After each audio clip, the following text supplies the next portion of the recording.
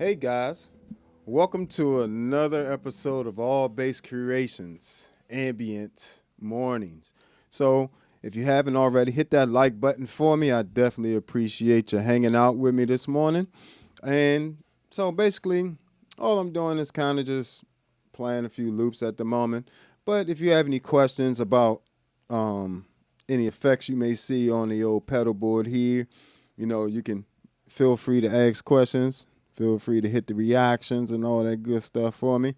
And like I said, if you wanna ask questions or you just want to say hi, I definitely appreciate that in the chat, as well as if you want to just send over some super chat or some cash app, all that's good too. And don't forget, a lot of these presets and stuff that you're hearing are available on the Patreon. If you want to support the channel more, you can do that on the Patreon. So stay tuned. Let's go.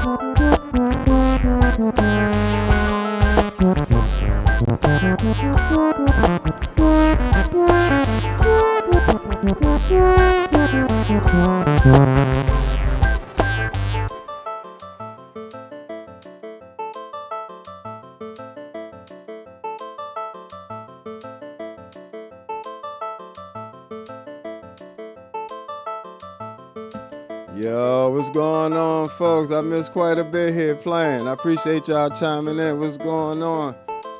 See what y'all got here. I appreciate all the love, folks. No, I'm not familiar with that person, but I'll definitely check them out when I get a chance. Appreciate y'all, John and Nair. I'm not good at names. I hate trying to pronounce people's names because I don't want to pronounce your name wrong. But I definitely appreciate y'all. See all y'all showing the love. Oh, thanks, man. I appreciate that. That was my first album, that All Bass Creations album. What I'm doing now is a little different.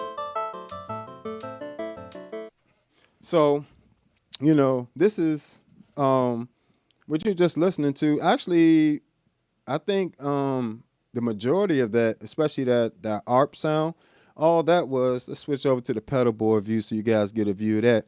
Definitely appreciate you chiming in. Hit that like button, subscribe, all that good stuff. And don't forget to check out the Patreon. And we got, Super Chat and Cash App and all that good stuff. But so the synth sounds, the solo, the ARP sounds you're listening to are that's in the Enzo X pack, right? So what you was listening to, let me find the sound here.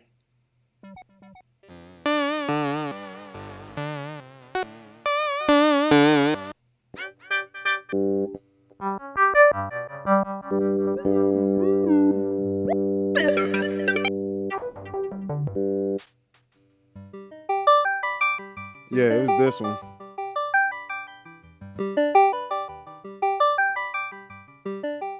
On the Enzo X. right? The Enzo X is a very slept on synth pedal. People keep asking me if it's good for bass. Of course it's good for bass. You just need to set it up properly. Now, when you get it out the pack, those sounds are not going to necessarily work as well. And you know what I'm saying? It's you have to literally do a lot of tweaking in there. Things like see the noise gate is a huge factor. I think they actually, when they did the update, they managed to turn off the noise gate when you turn off the pedal itself, so it's fully bypassed. But that and the note persist, it's a parameter in there called note persist.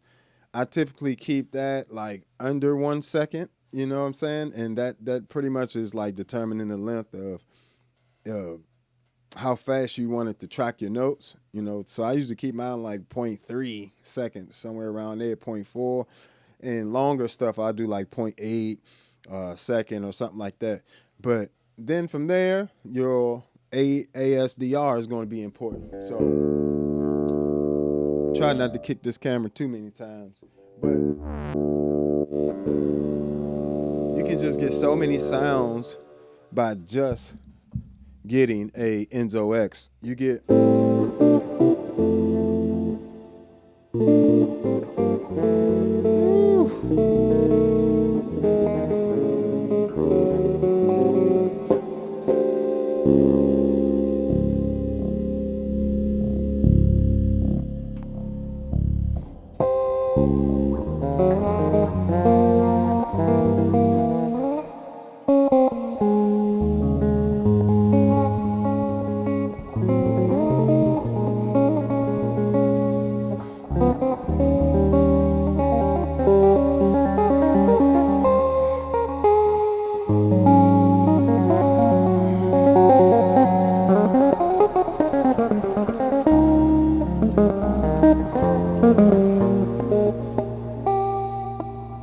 so you can just do so much with this unit.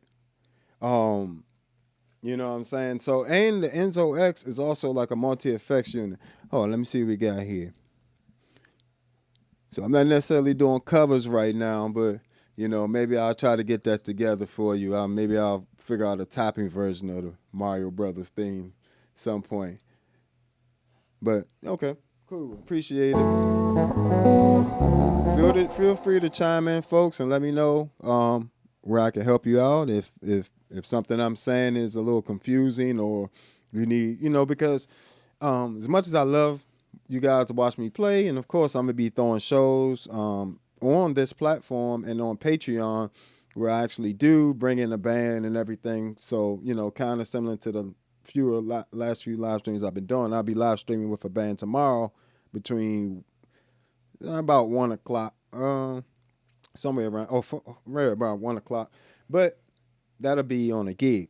This right here is so you guys can make, you know, your music and you know, I can help you guys out. So the Enzo X is not just a synth pedal. It has drives in it, modulations, delay, tape delay, stereo tape delay with 2 different times you can set for left and right. Then you also have 3 different types of reverbs in there, and you got a bit crusher and a ring mod in there. So in addition to octavers, you got octavers in there as well. So you got a lot of different things you can do with this one unit.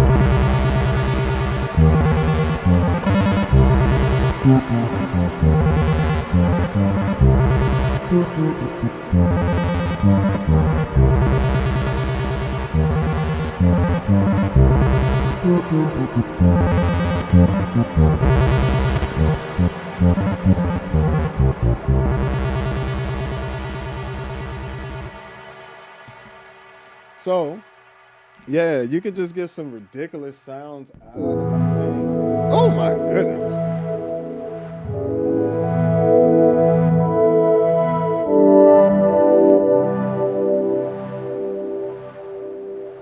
How you not gonna like that? How you not gonna? That is incredible. Maris did a great job with this pedal, and I do appreciate Maris as well. They actually been, one of the few companies kind of showing me a little love. I paid full price for my Enzo X, so I can give you guys a actual review and not give you, the paid review, type thing. But this thing is absolutely worth the money. This is single notes.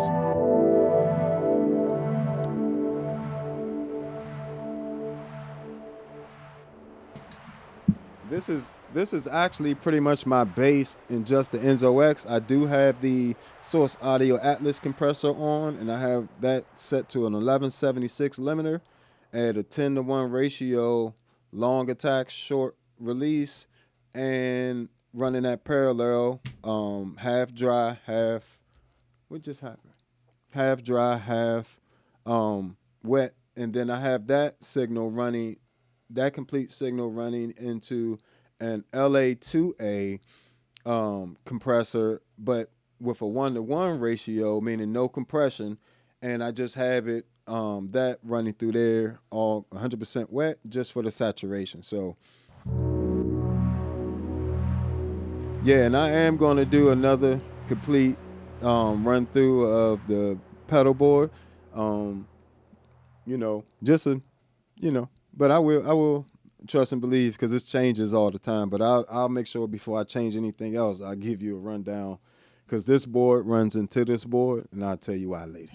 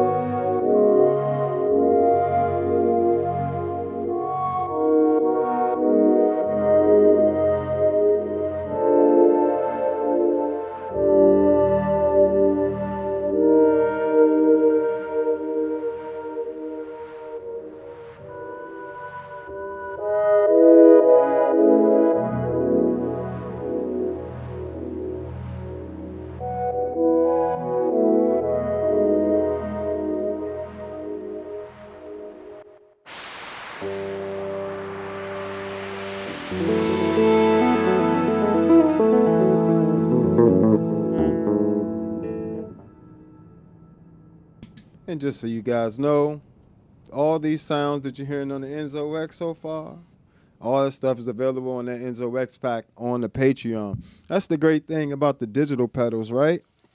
You can just do so much with them. Something, yes, the Enzo X is pricey. It's about $600. But as you can hear, that's literally one pedal by itself, and you can still play that same pedal with a keyboard. I can play that same sound with a keyboard if I would like, and do something totally different. You know what I'm saying? So, and it tracks so well. Like as you heard, it was tracking very well, and I was doing things like.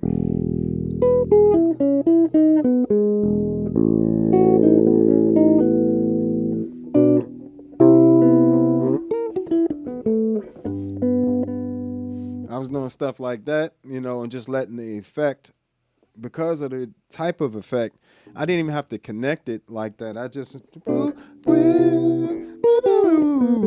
it would literally hold that chord. See?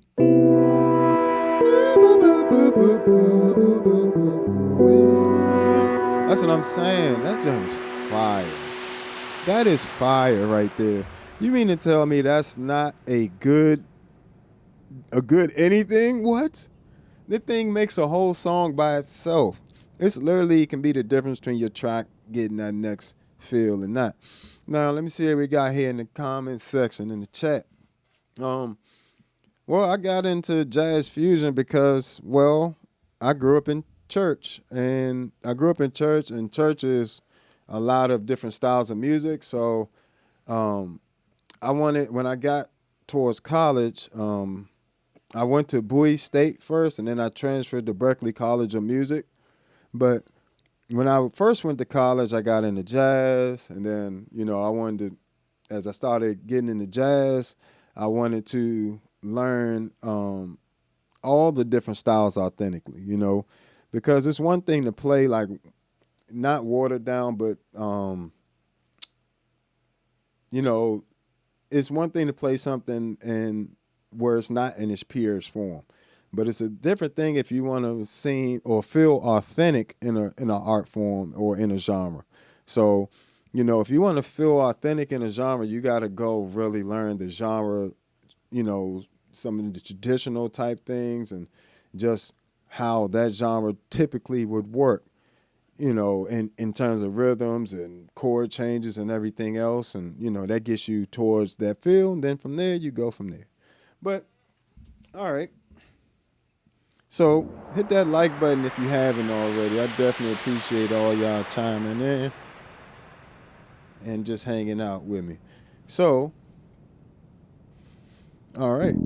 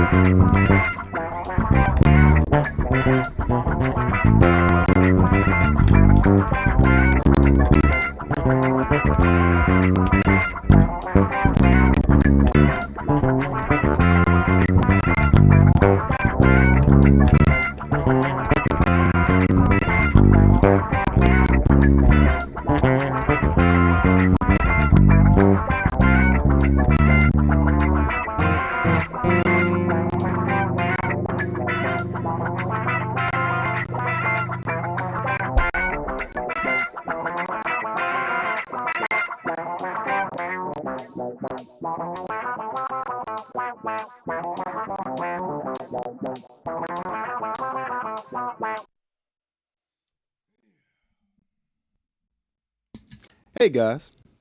So, for those of you just joining us, welcome. Appreciate you hanging out with me. You know, so, you can use, a lot of times I'm finding myself um, trying to more so, well, let's put it like this. There's no need to always sound exactly the same or to always sound exactly like a bass guitar. Like there's a lot of situations when, especially when you go for your solos. When you're going for your solos, that's a good time to bring out that octave lead sound type thing. You know, perfect. Another perfect time is when you're unison lines like that. Say I'm playing that live and I don't want to use a track, and it's just me. Say it's just me, a drummer, and a keyboard player or something like that, and I want to still have that line stacked. That's why I have stuff like the OC5 on the pedal board,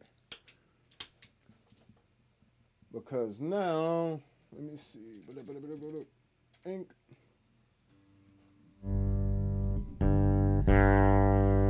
See, now I can set this to taste.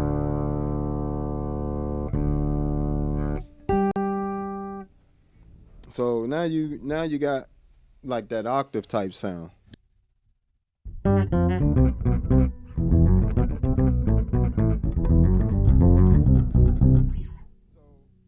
I probably play that upper octave.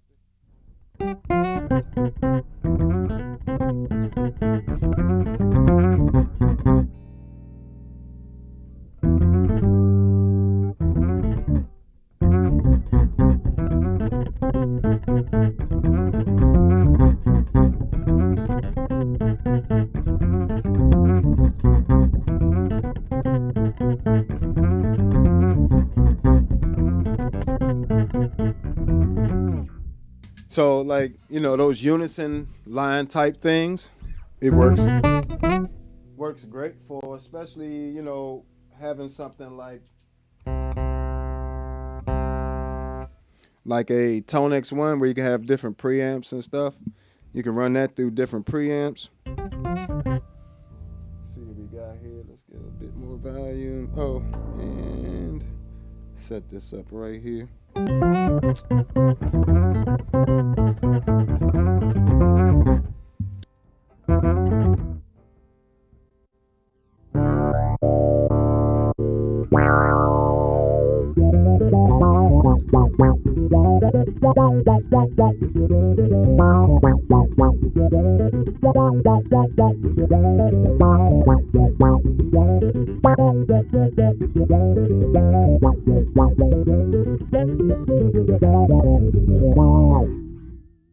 So lines like that, when you're doing your unison lines, though, that works out great, especially, you know, like a second guitar if you're playing with a guitar player and maybe he's soloing. Say you're doing a trio with bass, drums, and guitar.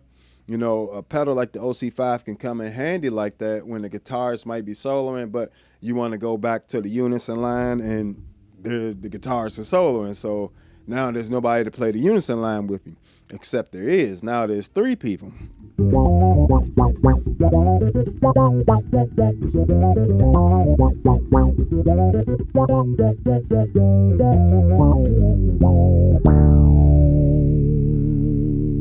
all that is a OC5 running into a Zoom MS70 CDR Plus.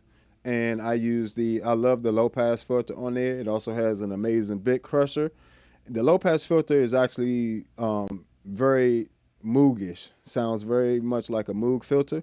And I have a swell vibrato on that particular patch, which gives it some lets it speak to you.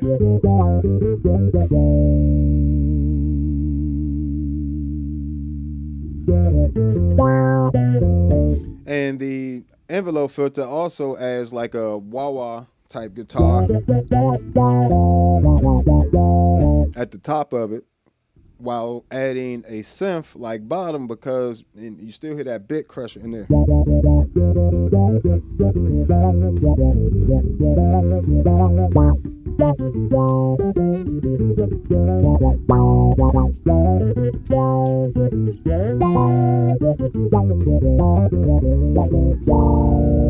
I even like using chords with this, like the unison lines. I keep it on poly. I could do like the original monophonic mode and add 2 octaves down.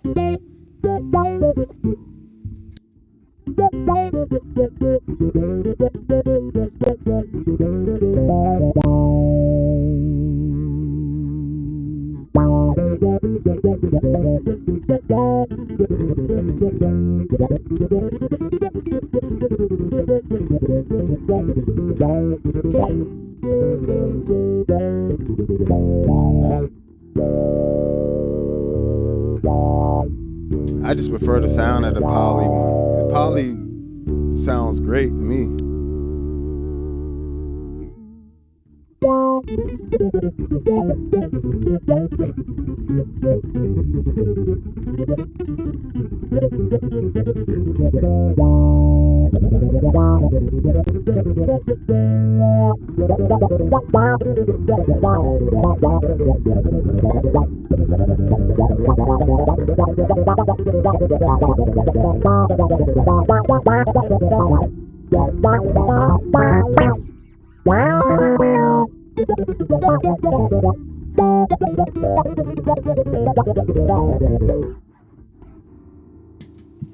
And it tracks really, really good.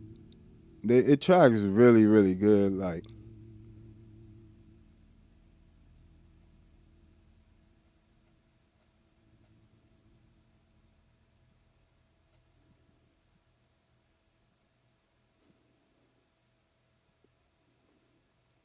I'm trying to understand the question there, but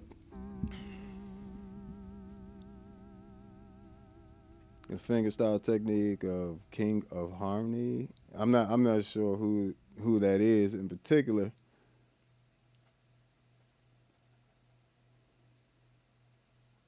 and I've never really heard that song. So, but I can check it out when I get a chance. But yeah, so the a lot of times we you know we only think of that OC5 as just an octave or like a bass synth thing instead of thinking like a unison line thing. Like it can easily be used to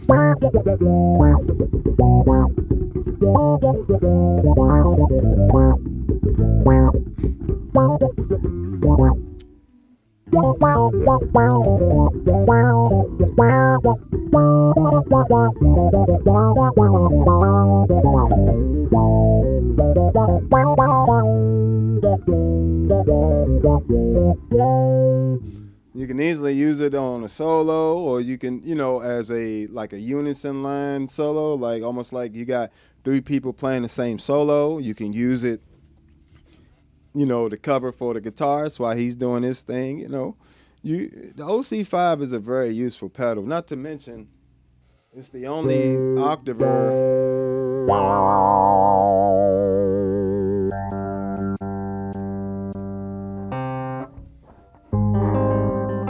that lets you do this. Separate that octave just to the lowest part of the chord.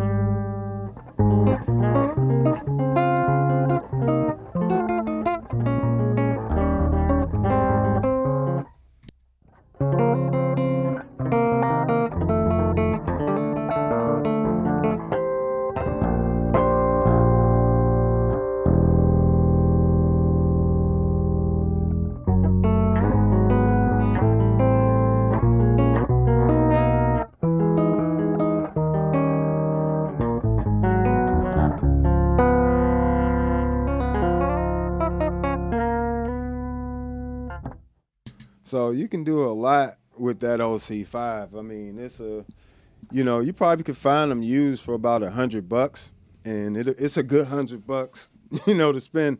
There is no multi-effects unit that has that ability right there. Currently, to just have it not run parallel things and do all this. This one just covers that lowest note, and that works really well. You can set how far you want it to come up, frequency wise, how far you want it to go into. And if you turn it all the way counterclockwise, it's on everything. You get that pog type sound, similar to what you can get with a Hog 2. I'll just do a quick comparison. You can hear that. Hog 2 is on 2. Hog 2 should be on 1.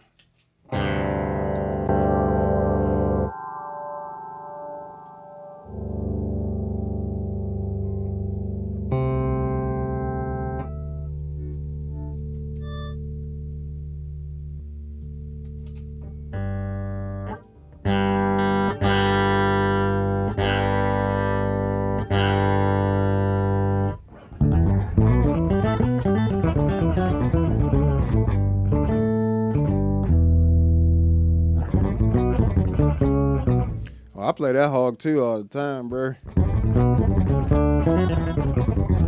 I'll go through some settings just for you, bro. Or, man, I'm not sure, it's just Jay. But, either way, Jay, got you.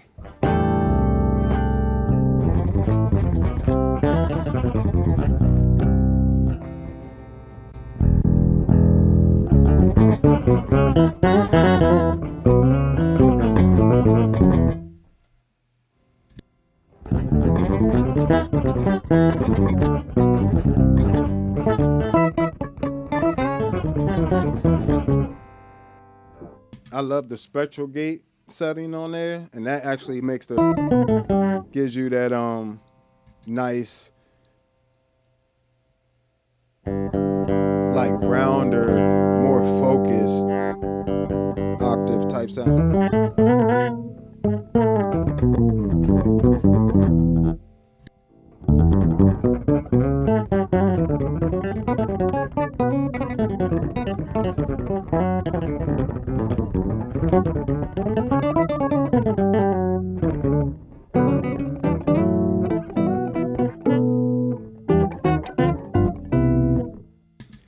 So, and you can also, this filter is amazing.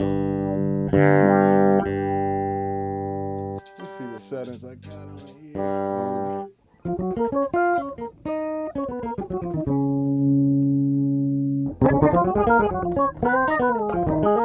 Yep, it's not a envelope filter per se.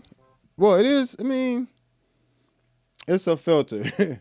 It's a low pass filter, pretty much. So the higher up it is, it lets more high notes come through.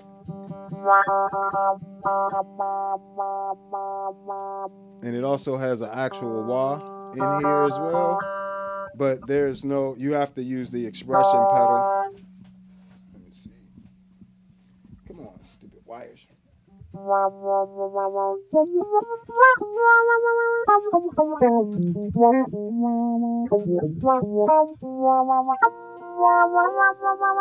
Which is pretty cool. You got a nice wah-wah, and then you got the filter, which is a nice resonance to it.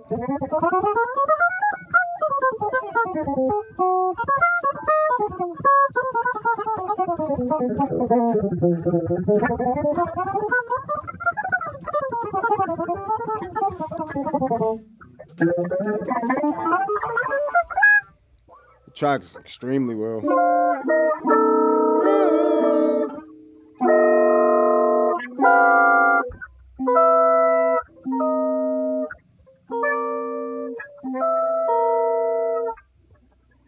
So it tracks very well.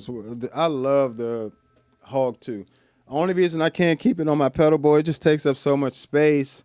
And for my normal bass one, and I don't want to lose. I don't want to get messed up. I'm not gonna lie to you. Most gigs for me is not worth losing my Hog 2. I love this thing, and they aren't as popular anymore, and I don't know when they're gonna stop selling them. So I don't want to lose it. So I just keep it home for the most part, and just ensure I will. And of course, that means I have to sacrifice those sounds, but maybe I'll get a Pog 3 or maybe something like that. And but this, if they need to make a Hog 3, but this the only octaver where you get all this extra stuff in there. And it's the only octave pedal that's capable of all of this stuff. And has all of the octaves,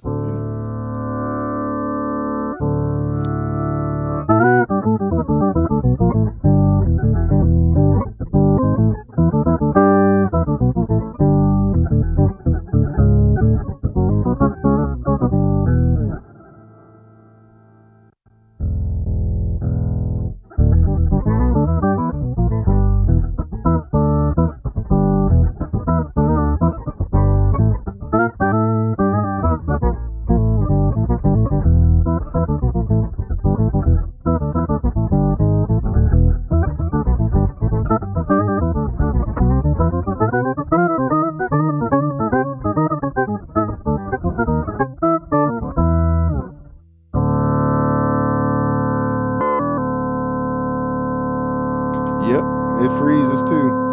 The best freeze, actually.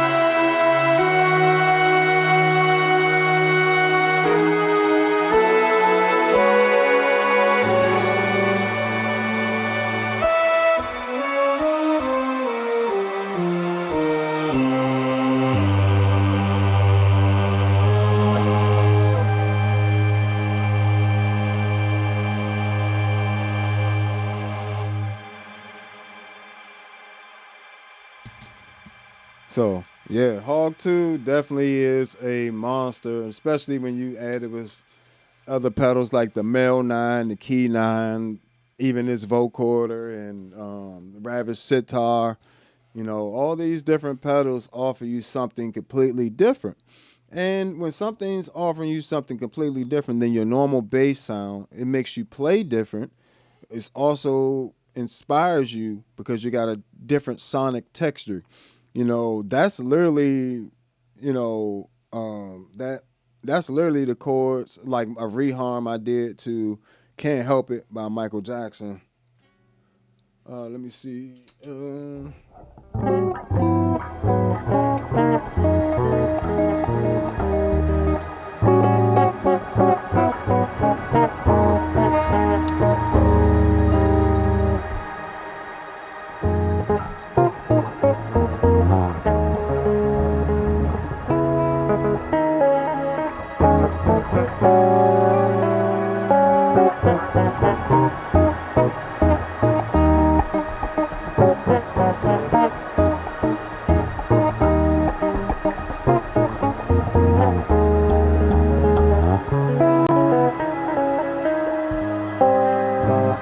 So,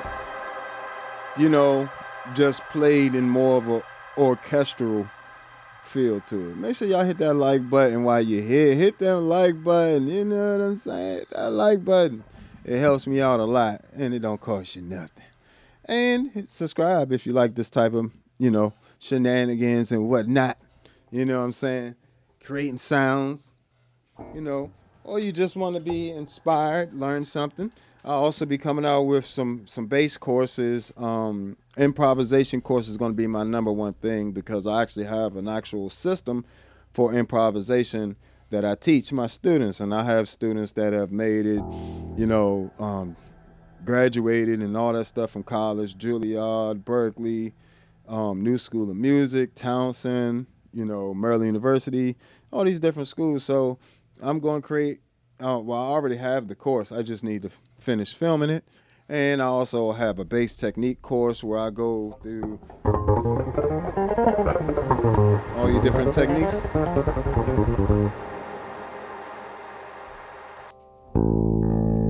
Whether it be chords or tapping stuff.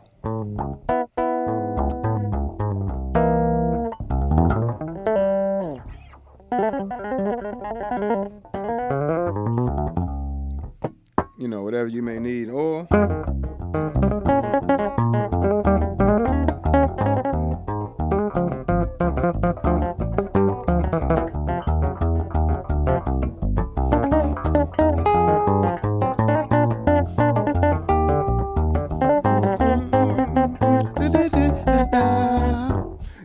all that type of stuff. That's what I like to call stride bass. I actually learned, grew up playing piano. I've been playing piano longer than playing bass, but I'm not as good as I am at bass. But my first full ride to college was for piano and trombone, and I actually transferred to Berkeley College of Music for bass. So, and mind you, I had learned 11 instruments before I graduated high school.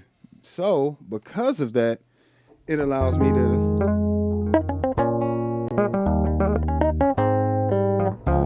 play it more like in that style of, that piano style of tapping, which I got from Stanley Jordan.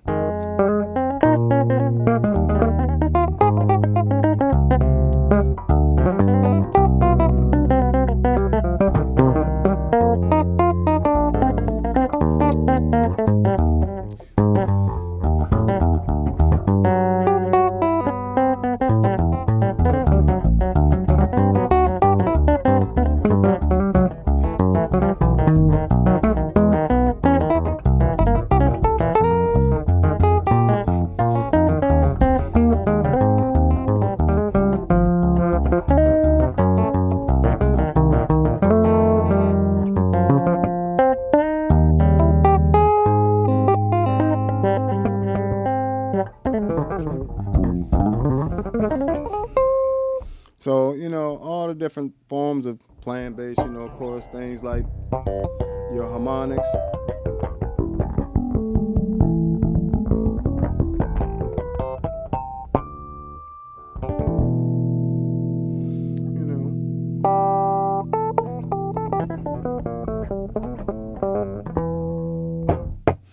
of different stuff that, you need as a bassist. I'll have all the technique courses for you guys.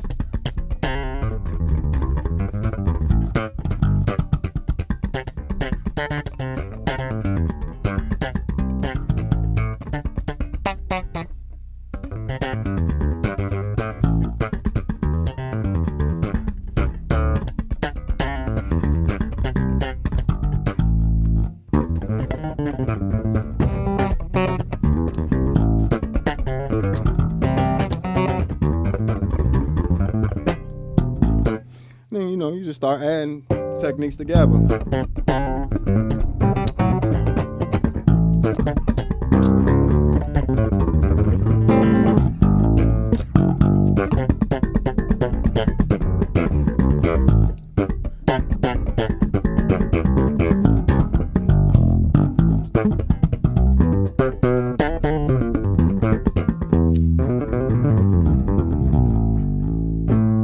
So you literally just start adding techniques together, and that's how you ultimately form your own personality. So what you need musically to do this is there's two main things you need to focus on as a musician. The knowledge side of things, which understanding how music works and music theory and jazz theory properly. And then there's the other side, the physical side of things, which is physically executing. Me doing this is the technique of it, right? The way I'm holding my fingers.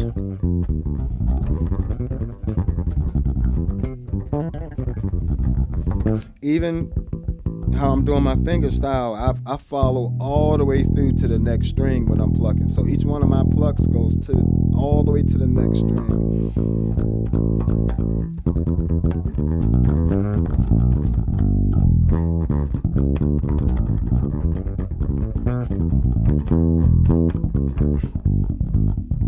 Even when I'm playing softly.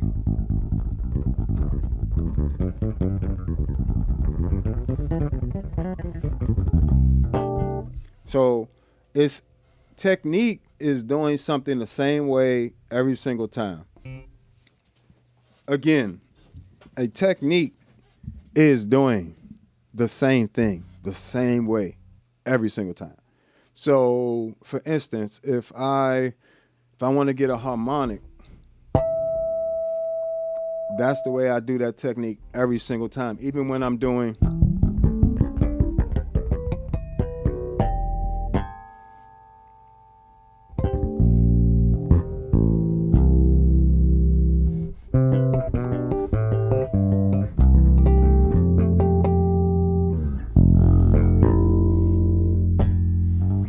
So, that technique is done the same way every single time. Same thing with your thumbing style. I'm always,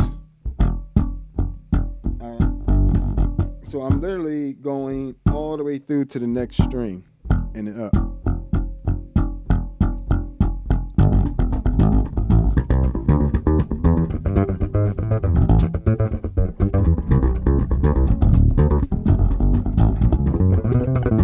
Even when I started adding the other finger, I'm still same thing with my thumb, but now I'm just following through and adding the finger.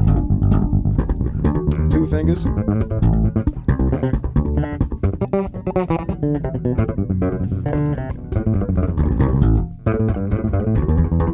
So even when you're doing it fast, I'm not thinking about my right hand. I know in my mind I wanted to switch to this technique, but I'm more thinking about the idea in my head. So I can stay here and do this all day. I don't even have to think about this. You don't even have to think about, that's the thing about technique. You don't have to think about it to execute it once you learn it. But you got to learn it first. And you learn it like this.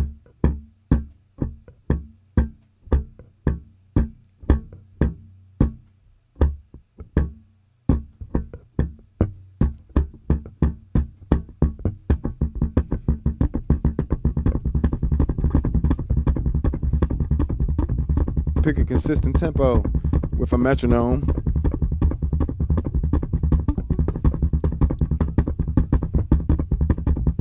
That's something you can just do. That's not something you need to. You can be watching TV. You can be, doing anything. You can be watching my stream. You can be doing it right now. Pick up your bass if you're at home and just start working on the technique. Like I said, finger style. I use a floating thumb technique. So my right hand. This is not actually a pickup right here. This is actually just a ramp, and I don't use the ramp like to keep me from digging in. I use it as because I don't have a pickup right here, and this is what I'm used to. They actually built it without it, and I had to have them add that. But I use for my low B. I'm right here. As soon as I get to my E string, I'm on my B string. I'm on my thumb is on my B string.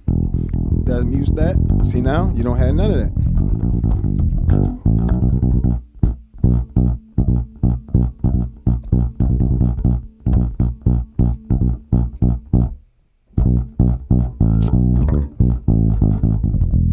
Right? And then when I get to the A string, I can keep my thumb on the B string, right?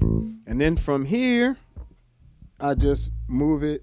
I just keep my thumb 2 strings away from where the string I'm plucking. So if I'm on the D string, my finger is covering the E and the B.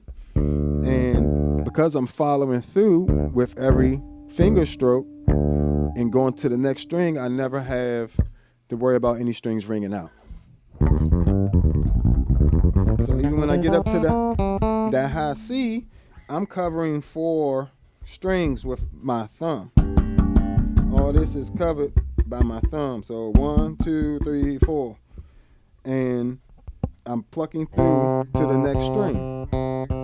So little things like that you'll learn from my Patreon once I get my courses up. But you got to go and sign up right now, so when the courses come out. And I'll also be doing a music theory course. So I'm going to do pretty much an improvisation course, which is going to cover all the jazz theory, how to solo. And I don't mean how to solo 50 years from now. I mean how to get the next 6 months to a year, how to really be a proficient musician. And it's going to help you with your sight reading. It's going to help you with your ear training. It's going to help you with everything.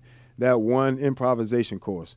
And you're going to have a bass technique course, which is actually going to give you the physical, how I physically do things on the bass. The improvisation course actually will apply to everything and should be done near a piano.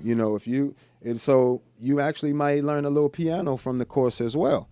And you also going to have the actual traditional music theory course, which will cover things like the actual sheet music and terms and different things like that. What the actual sheet music means, like every single aspect. So, we're going to cover all that stuff. But, my main thing for you guys first is going to be that improvisation course, because a lot of you guys already can play. A lot of you guys can already read. A lot of you guys, my fan base typically are musicians, that have been playing, and some might be beginners, but the majority of you all know a C major scale, you know what I'm saying? If not all of you all, so just that's the amount of knowledge I need you to start with this. Been playing your with improvisation course, right? So you just need to have been playing the instrument for a little bit of time. It don't have to be long. And you need to have learned a few songs off the radio or whatever, just a decently solid foundation. Improv is not for beginners, for real. Improv is really for musicians that have the tools to pull it out and use it, because each chord comes from a different scale, and one chord can come from more than one scale. And so you got to learn chord scale relationship in order to be able to solo. So if somebody says a C major 7, you need to know that can come from the key of C. It can also come from the key of G.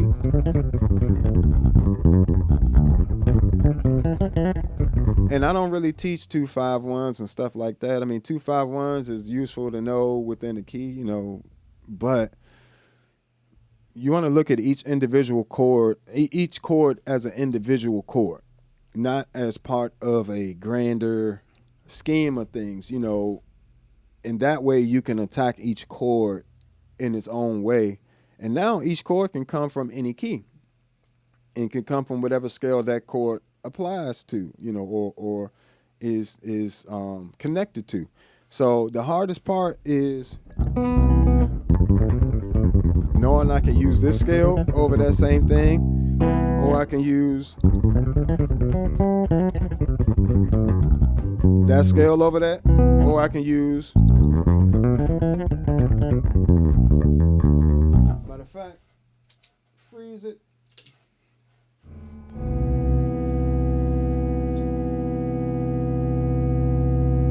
Matter of fact, we'll freeze it here.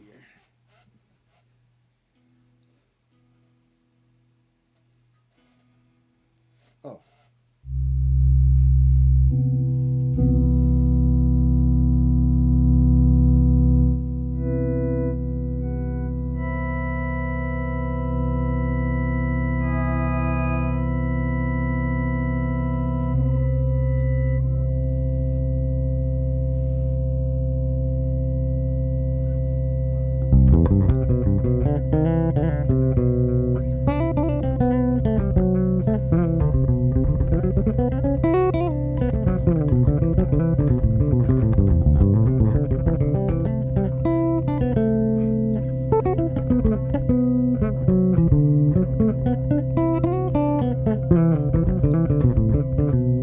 So the hard part is learning that you can use a ton of different scales over one chord, and then you got to have tools to manipulate those scales. Not just, you can't just play,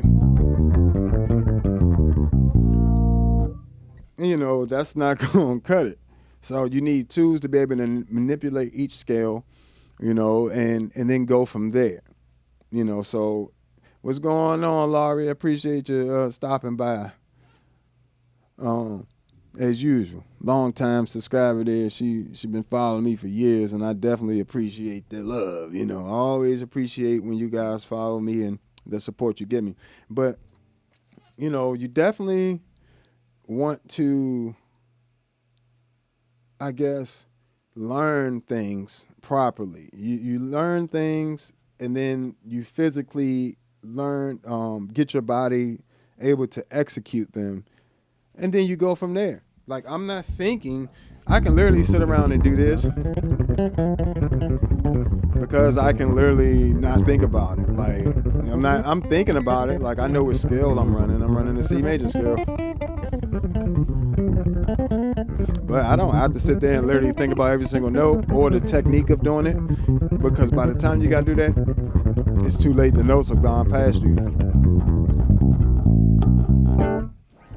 And I didn't even have to look at my bass to do that per se, and that's not me just playing a bunch of random stuff. As you heard, it was very organized. If I slow it down and do it,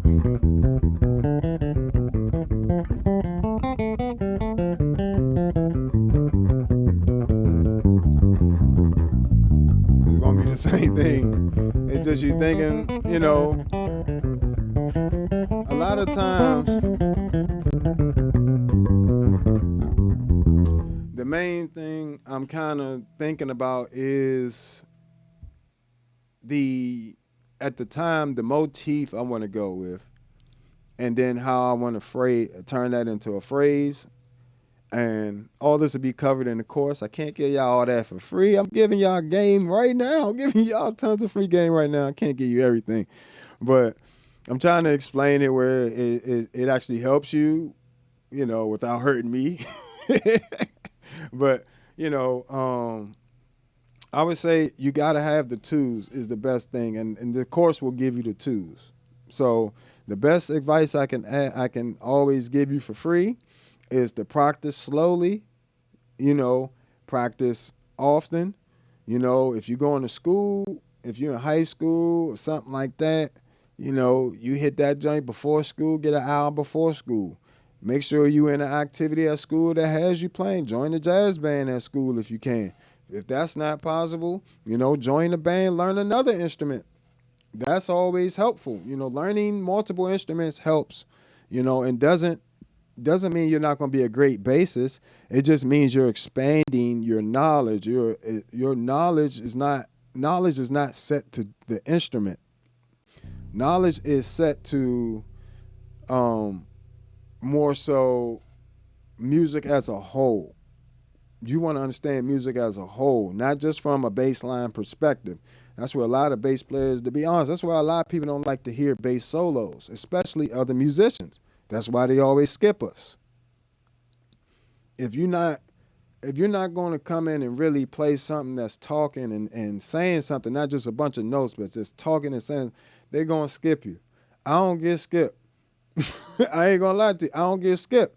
But it ain't because I'm some magical person. It's because I have the knowledge and I take the time to, really honor the traditions of jazz and improvisation by learning the tools.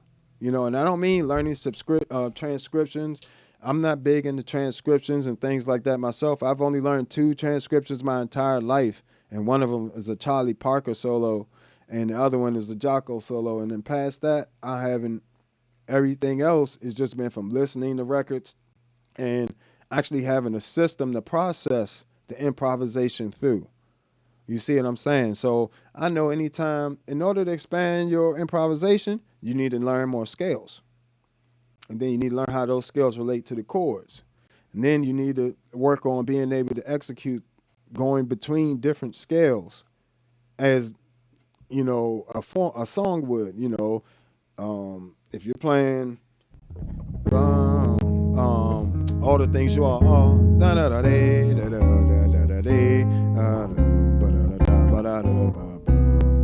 so this first part, you can play all that with an A flat major scale, but something that'll get you started off, because when it turns around, it'll come in off of the C7, which is the 5 of the F minor. So you can use things like the harmonic minor scale.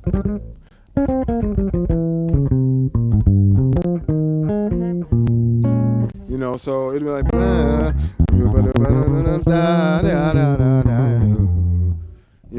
have the F minor. Now you can go into so that way you actually almost avoided using that cliche major scale, using the Aeolian mode of the major scale, 6 mode.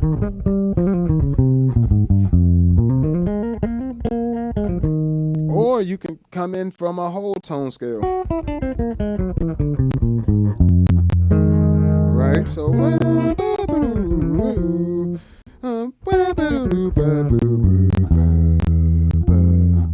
you got a lot of options there. Augmented scale.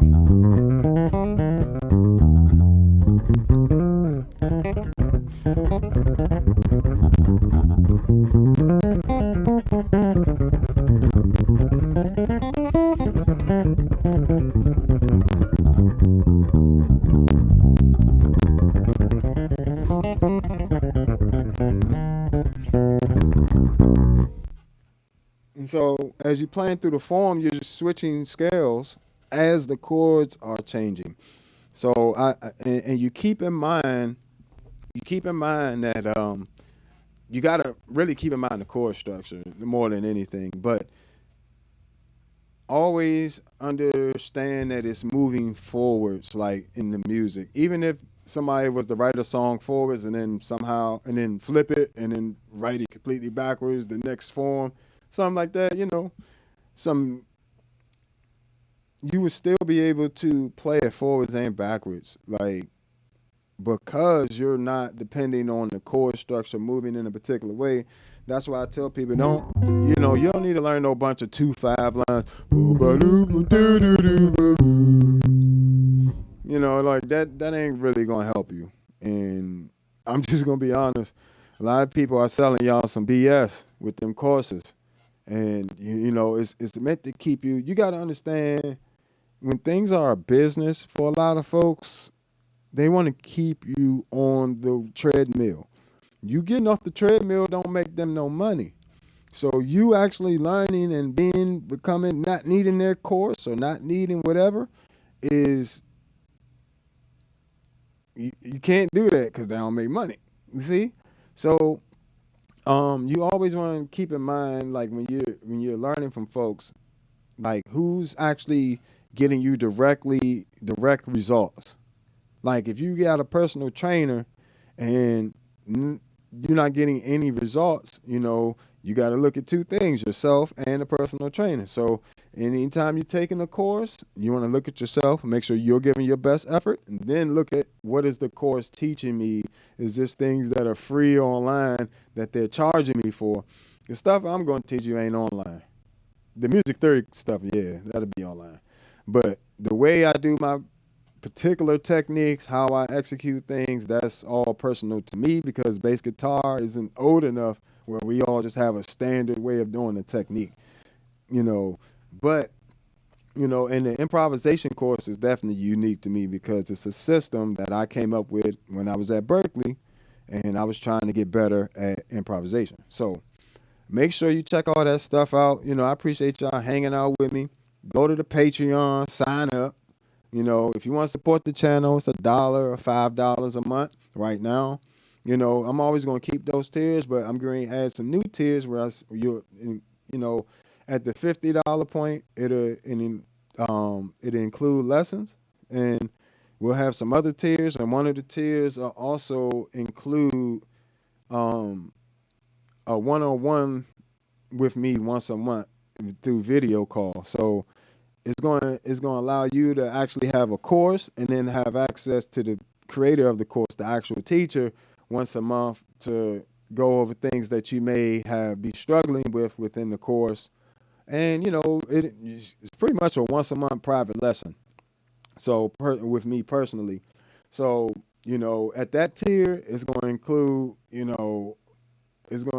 that and the courses. So I got you guys. I love teaching. Teaching is actually one of my other passions, other than playing bass. You know what I'm saying? Like I love teaching. I love helping people. So this is why I'll be showing you guys stuff, how to do stuff with effects, and how to get your creativity out. Because I don't think by helping you guys shine, it'll ever dim my light. I don't think like that. Like what's for me is for me, and what's for you is for you. You know what I'm saying? And yes, there's times where we all compete with each other. Yes, there's times when there's this or that. But overall, I prefer to teach. I do love competing. I do. I love it. I love a good cutting session. I love turning somebody behind up on the bass. That's your fault. You should have jumped up here with a bass with me and talking about you wanted to play against me. But I also love helping folks even more. I love when a student makes progress, and I love when a student feels confident enough to say, you know what, I want to be better than you one day. And I tell them this: let's go. You're supposed to be. If I'm teaching you and I'm helping you, you should be able to get further than I got. You stand on my shoulders because I'm standing on a bunch of people's shoulders. It's a bunch of people that helped me, and I learned a lot from them. So I feel it's only right that you help somebody else. If you're not willing to help nobody else, to be honest, fuck off. Like, I'm just going to, I don't normally curse on my channel, but just being real, if you're not willing to help somebody, fuck off. Like, in some way, shape, or form. And, I can't give it away for free because I got to make a living. But I ain't got to price it out of you guys' price range. I think $50 to $150 for the course a month, monthly, and $100 for just to include the one-on-one lesson, and the one-on-one lesson will be a half an hour. So, that's once a month, but the course you have is unlimited access to, for $50 a month. Like I said, once I finish doing that, that's a steal. That's a steal. Berkeley is like $50,000 a year. You know what I'm saying?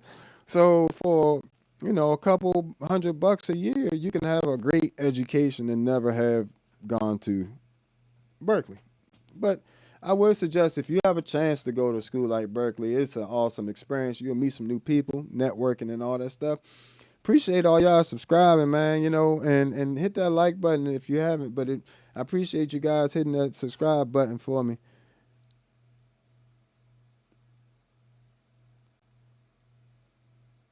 Um, yeah, I mean, I like the way a lot of basses look. I honestly operate off of how it feels and sounds in my hands, and that's how I really judge the instrument.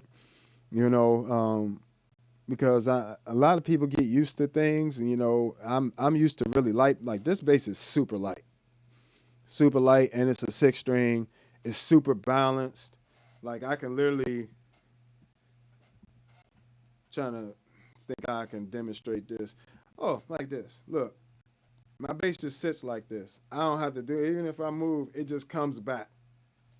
It's a weird thing.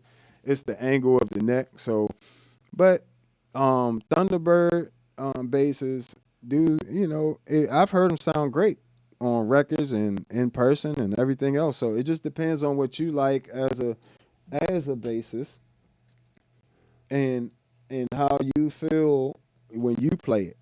I don't. I'm not big enough to say who I don't like, so don't make me do that.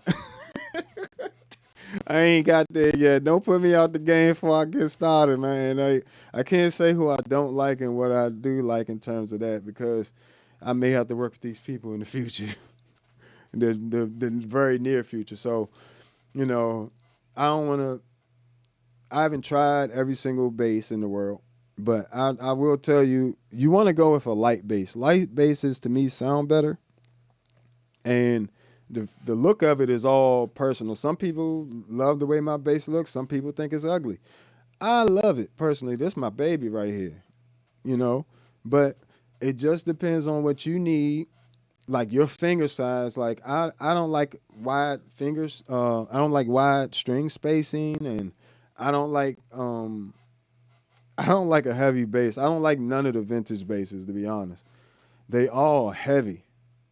And if a bass is heavy, now I like Ibanez. I started out with an Ibanez Sound Gear six string. Well, not started out with that, but I eventually worked my way. I had a Carvin six string before I had the Ibanez six string. The Ibanez is way lighter, way faster, slimmer neck. This bass has an asymmetrical neck. So meaning this top part of the neck is thicker than this bottom part. But just ever so slightly, just to make it more comfortable for your hand.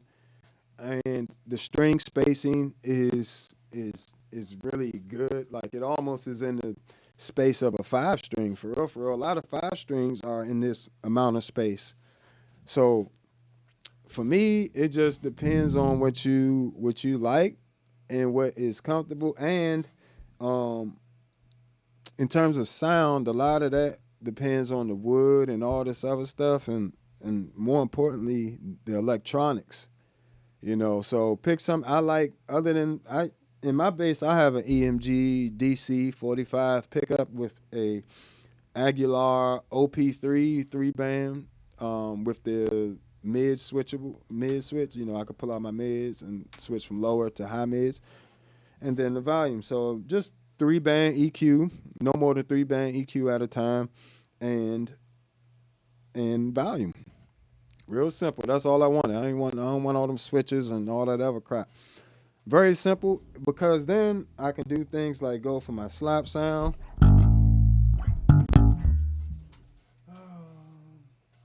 Yeah, let's go.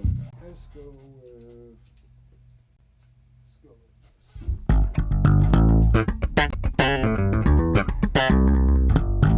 this. Or I can go here.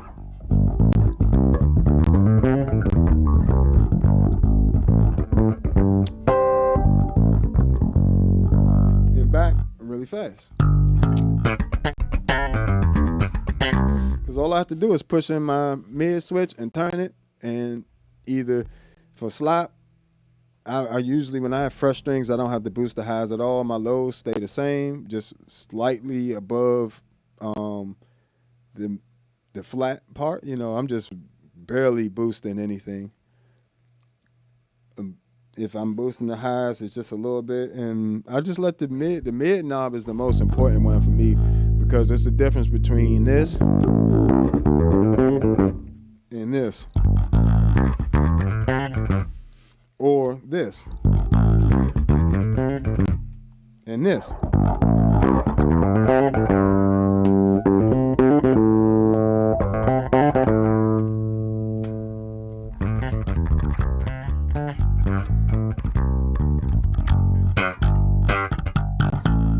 Super scoop. And all that's with the same preamp. That, and mind you, got a new ToneX 1 preamp packs coming out. The color box plus other preamps, color box plus the Gensler Magellan, color box plus the Aguilar AG, color box plus the Gen Spin Sword Shuttle 9, and the color box plus the Ampeg SGT. So you'll be getting two. Nah, you'll be getting two preamps in one ToneX preset, and that's what you're listening to now. Good old color box running into the Jens Benz 2 preamp.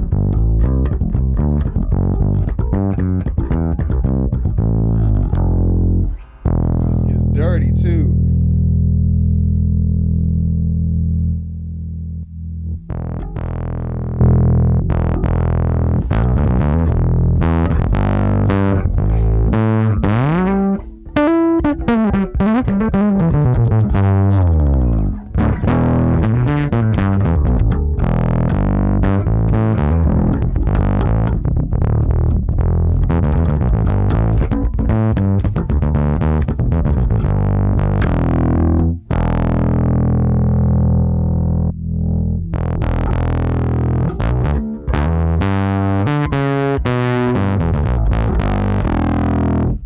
Just get all dirty up in you. And then when you push it like that gain, it also, so it pushes the color box gain and it pushes the gain of the tube amp at the same time to get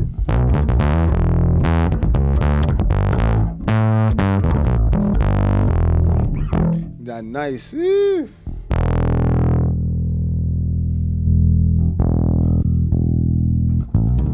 Color box plus the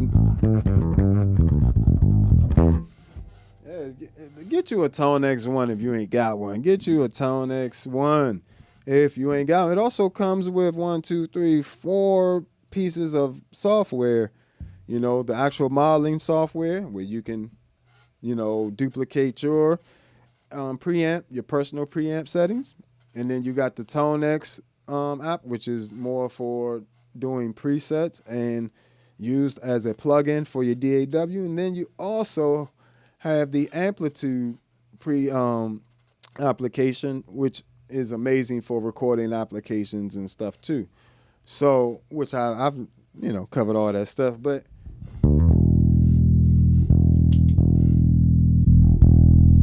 just the color box and the AG preamp, real nice and clean.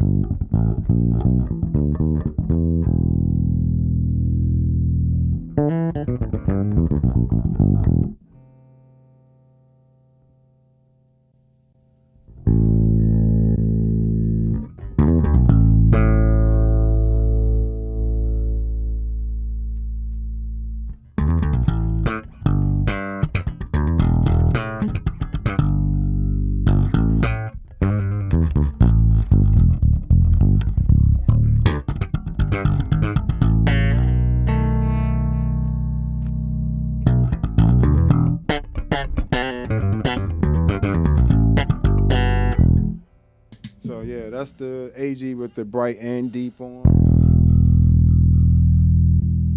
Here's just the, and the color box. And this is the color box and just the regular no bright or deep on. Much more natural sound.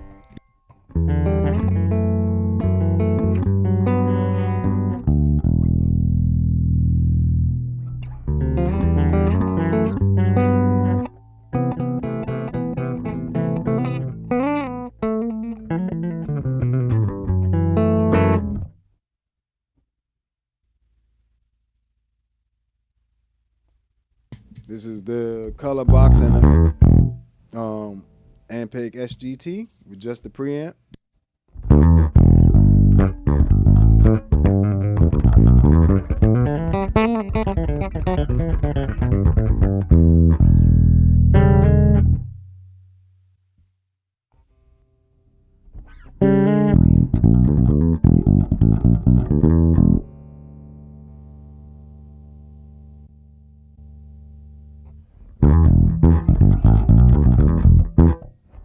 So right there, you could really hear that difference. What's going on?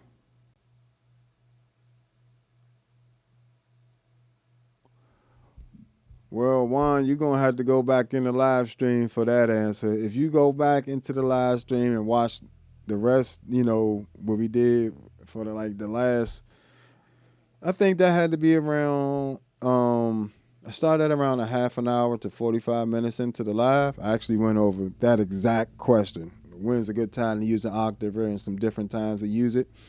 I went over the exact question, and I even went over the Hog 2 and the OC5. So you could definitely check that out if you just rewind the live stream a little bit. It'd be right there for you. But let me see what else we got here.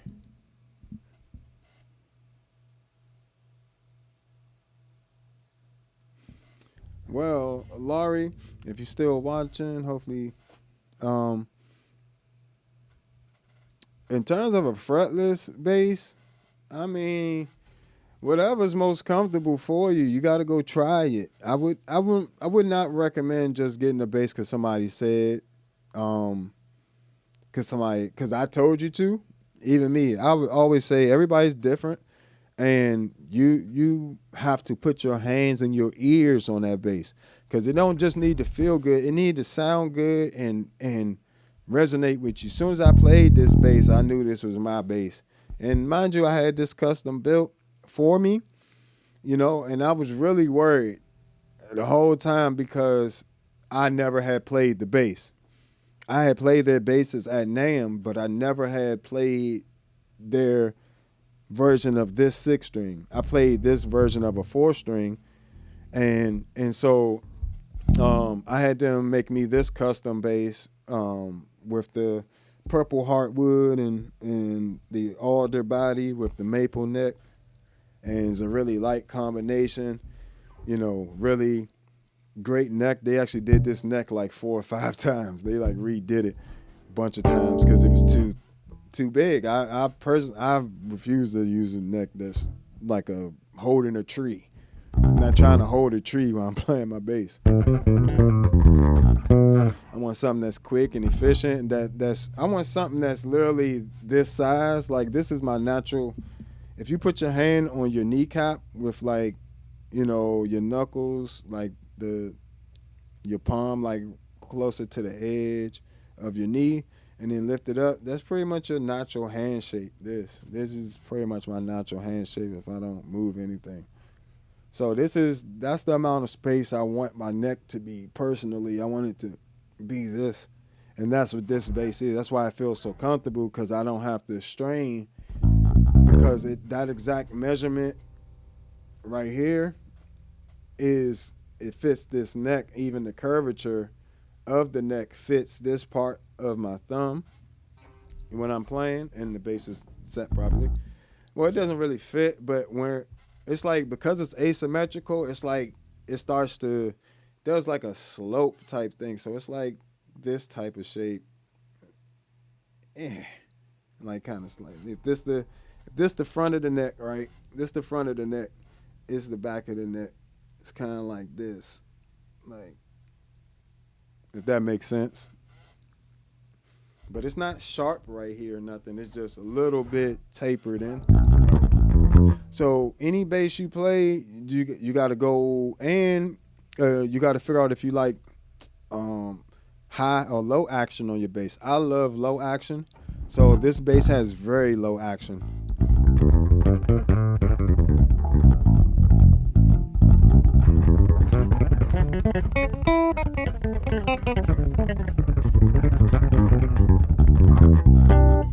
So I try to do things like that that allow me to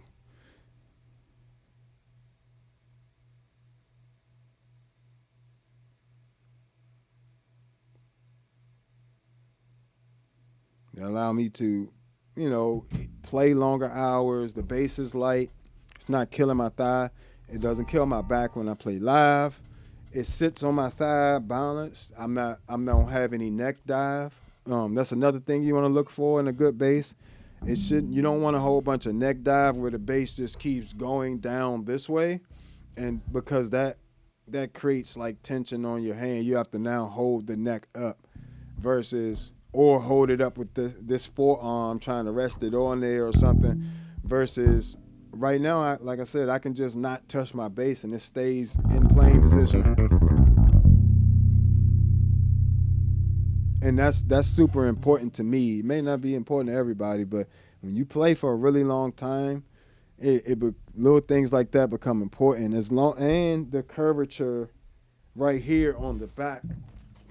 So this this part this part of a bass is important too that nobody ever talks about. Is this back part needs to be a good curve for your body type. You know, if you're a woman, you got to take into account that you have, you know, a breast. So, you know, it has to not be jamming up into your breast or, you know, even as a man, I don't want a bass that is jamming into my chest. You know what I'm saying? So I want something that, you know, I do like to have it up high. So like like this literally where my bass sits when it's strapped up. So I take all of that into account. That's why you have to put it in your hands and touch and play the bass itself, so you don't have that worry there, you know. But besides that, you know, once you get um a good understanding of those like mechanics of how your body works, how the instrument works and feels, and what it should be doing and not doing, because you won't know the difference between a bass that has neck dive and doesn't unless you play a bass that doesn't. Once I played these basses, I could not go back to that Ibanez to save my life, because now it felt like I felt that neck dive. Like this was the first bass I ever played where I didn't feel the neck trying to go downwards on me, you know, and that causing stress on my fretting hand. So, you know, pay attention to stuff like that. That's the stuff that makes the difference. It ain't always getting a million basses. This is actually the only bass I own. This is actually the only bass I own. And clearly not because I can't afford other basses and stuff. It's just, I don't think you need 50 basses. And I like to have a relationship with my instrument. It's my baby right here. You know, I will get another bass, but I love this particular bass, so I rock with it. And it means I don't have to as you're learning technique, pick one bass. Pick one and stick with that bass. If you keep switching basses all the time, that's another rookie mistake. Only pros and seasoned players should be switching basses all the time. You need to learn how to play bass, and hard thing about getting the technique down is you changing your string width, you changing the width, the thickness of the neck, you changing the weight of the instrument, the way it feels. You'll never, I'm not gonna say never. It takes longer to get that technical aspect because your instrument is constantly changing. A pianist typically, pianos are about a real piano is the keys are about the same size. You know, now if somebody's if you practice, spend all week practicing on a keyboard, and then you go try to play on a grand piano, it's gonna be different. It's a different weight, you know. It's a different weight to the keys. It's a different texture. So, and the same thing with basses. Like most basses don't feel the same, you know. And another thing too, you need to learn how to manipulate the sounds of a bass. Like I know if I come up here, I can I can get a ton of different bass sounds with just my fingers. So even if I come here, right? Watch this. I'm about to take you from like a bunch of different bass sounds.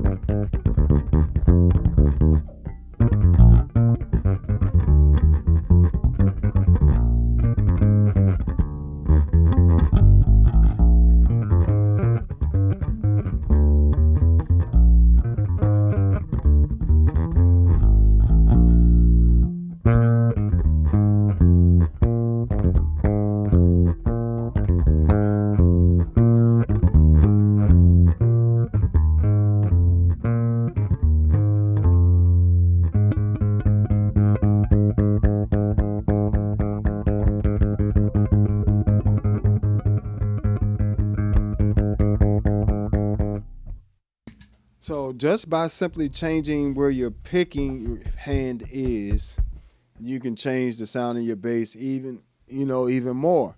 So it's not always. I don't know why people feel the need to switch to 50,000 basses. Like just pick a few that you like, and more than likely when you really starting, you just need one. Like my entire bass playing career, I've never had more than one in bass at a time. Never. Even now. And I do it for a living. So I don't understand it sometimes. It's not saying you shouldn't have a bunch of bases, because I probably should have more bases, and I will. But, you know, when the time is right, I will. I particularly like playing one bass. It doesn't, I don't get new challenges like this bass doesn't feel right for this song. Like, you need to make it feel right for the song. It's not the bass, it's you. Because the same, like I just said, if I wanted to play a walking bass line, I'm not playing it out here. I'm playing it.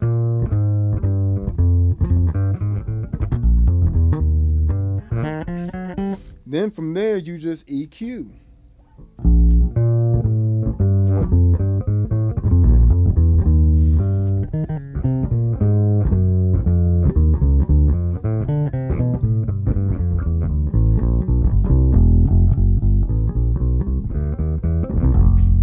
Darker, just pick a darker, just EQ it.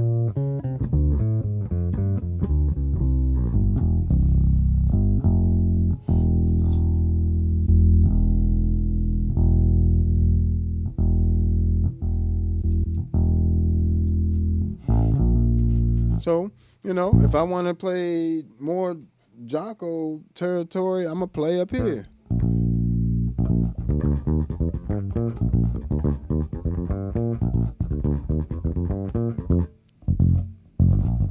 Right? If I want to play more slap and pop, you can even slap and pop. Where's my volume at?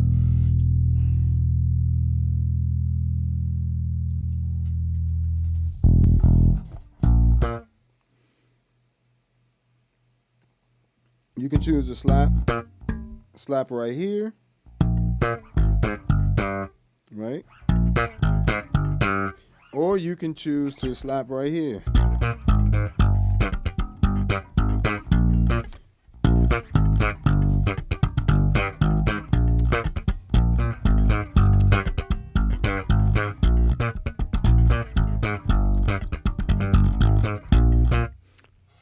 two different bass sounds, same bass, same EQ, just changing my finger position. Like it makes a world of a difference. Like, so I don't always recommend just getting a new bass.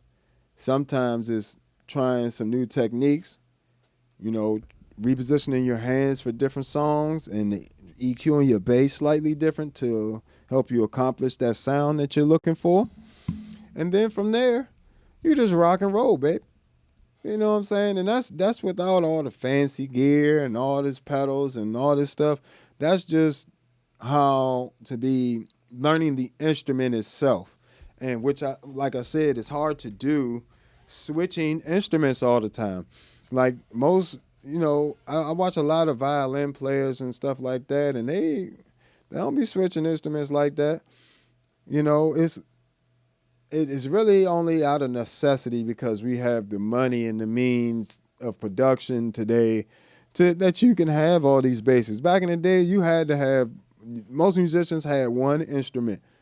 And if you wanted, you couldn't afford to have 15 alto saxophones or, 15 basses. You had one bass and you rocked out and you went with it.